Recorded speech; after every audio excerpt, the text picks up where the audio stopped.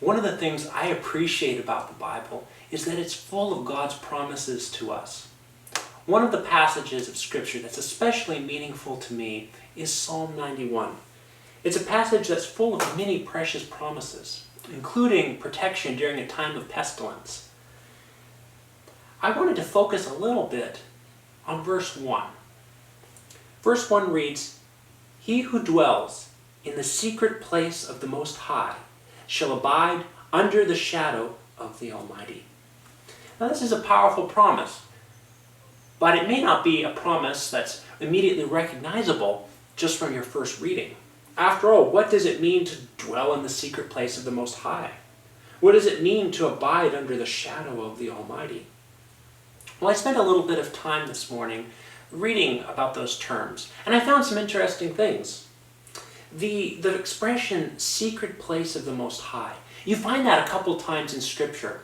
Now, one of the places that's really important where this occurs is 1 Samuel 19, verse 2. In that text, we read that when David was persecuted by Saul, Jonathan told him to flee to a secret place to seek refuge. The secret place was the special place that David hid himself so that he would not be killed. Now that's an important bit of background for understanding what's going on in this psalm when it talks about dwelling in the secret place of the Most High. There's two passages, two texts I want to share about the secret place. The first is Psalm 27, verse 5. In this text we read, "For in the time of trouble he shall hide me in his pavilion. In the secret place of his tabernacle he shall hide me. He shall set me high upon a rock." In this text we read that the tabernacle, or the sanctuary, is where God's secret place is located. So when we're going to the secret place of the Most High, we're actually going into his sanctuary, into his tabernacle, so to speak. So the secret place and the sanctuary are linked, being connected, being closely connected. Likewise, in Psalm 31, verse 20, we read, "You shall hide them in the secret place of your presence, far from the plots of men. You shall keep them secretly in a pavilion from the strife of tongues." So here we read that the secret place is the place of God's presence. It's a place that's close to him. So we see the secret place is a part of the sanctuary, the dwelling place of God, and it's actually the place that's right in his presence. So if we're dwelling in the secret place of the Most High, if we're there, then we can expect a promise. Now that promise is that we get to abide under the shadow of the Almighty. Now this is the part that really got me excited when I was reading this morning. I found 4 verses in the book of Psalms that talked about being in the shadow of the Almighty. Actually, the idea is being under the shadow of God's wings. Being under the shadow of his wings. In Psalm 17, verse 8, we read the following, "Keep me as the apple of your eye. Hide me under the shadow of your wings." We see from this text that the shadow of God is actually a place of hiding, a place of security, a place of refuge.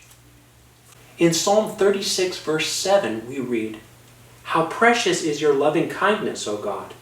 Therefore the children of men put their trust under the shadow of your wings." In this text, we can see that the shadow of God's wings, the shadow of God, is actually a place of trust. It's a place that we can put our trust in, something we can lean on, something that we can depend on. And in Psalm 57, verse 1, we read, "Be merciful to me, O God, be merciful to me, for my soul trusts in you. And in the shadow of your wings I will make my refuge until these calamities have passed by." In this text, we see that the shadow of the Almighty, the shadow of his wings, refers to a place of refuge in adversity, a place of shelter in a difficult time. This is a powerful promise. But I think the strongest promise is this last one that I want to share. The last of these promises is found in Psalm 63, verse 7, which reads, "Because you have been my help, therefore in the shadow of your wings I will rejoice." In this text, we see the shadow of God's wings being a place of rejoicing. So when you put all these texts together, these 4 verses about the shadow of God's wings, we see that it's a place of hiding, a place of trust, a place of refuge, and a place of rejoicing. That sounds like somewhere I want to be. But we also know, as we read the Bible, that God's promises are given on conditions. In the book Faith and Works, on page 47, we read, God's promises are all made upon conditions. If we do His will, if we walk in truth, then we may ask what we will, and it shall be done unto us. What this little quote is reminding us of is that when God gives a promise, there's a condition that has to be met for it. If there's an if this, then that. So in this passage, there's a promise and a condition. He who dwells in the secret place of the Most High shall abide under the shadow of the Almighty. The condition is dwelling and abiding. You can't get the blessing of all this security unless we are doing those two things. Now, what does it mean to dwell or abide? It's not referring to just every once in a while popping in and having a relationship with God. It's not a matter of just praying whenever you're really scared and stressed, whenever there's a virus going around and you're afraid. You have to be abiding in God's presence, abiding in His secret place, abiding, dwelling. My home is a dwelling place. It's my home because it's the place that I live, the place that I spend my time each day, the place that I come back to every night. It's different from a hotel room where I may rent it for one day or a couple of days, but then I move on with my life. My dwelling place, my home, is the place that I keep coming back to. It's the center of my life.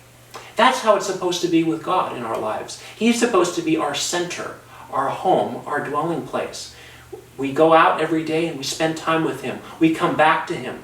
He's the place that we turn every time when things are challenging us. And He's the place that we spend quality time with each morning. He's the one that we connect with and who guides and governs our life. If you want to have the kind of security that is promised in Psalm 91, it starts with that condition of dwelling and abiding in the secret place of God. Do you want that? I know I do. In order to have that experience, in order to abide, in order to dwell, we have to spend time with Him each day. We need to start our day spending time in His Word, spending time in prayer, developing a relationship with Him where we know who He is and we know what His will is for our life. That can only happen by spending time with Him. If you want to have the experience of Psalm 91, you've got to be willing to say yes to God. Be willing to let Him be the Lord of your life and to spend quality time with Him. As we continue forward in a difficult time, let's spend time with God. Let's abide in His presence. Let's be a part of His sanctuary and experience His forgiveness and His atonement and His powerful transforming work in our lives each day so that we can be close to Him and so we can have this experience of protection and dwelling in the secret place and under the shadow of His wings. I want that, and I pray for that experience for you too.